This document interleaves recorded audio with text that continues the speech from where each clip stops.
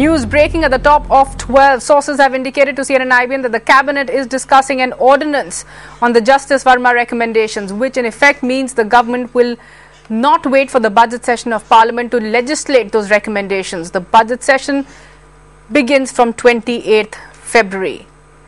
So the cabinet mulling an ordinance. Let's try and get more from Pallavi Ghosh, our Deputy National Affairs Bureau Chief, is on the phone. Pallavi, what's the thinking behind the ordinance route?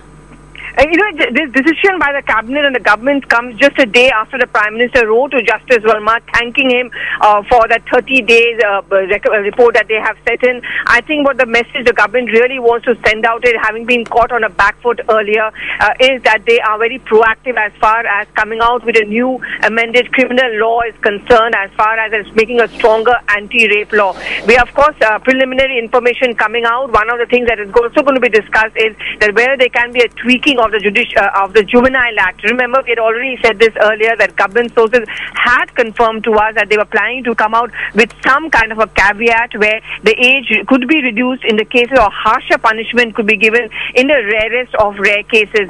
The government, of course, clearly does not want to wait for the budget session to begin on 21st of February. It's also aware that there will be a consensus over this issue cutting across party lines.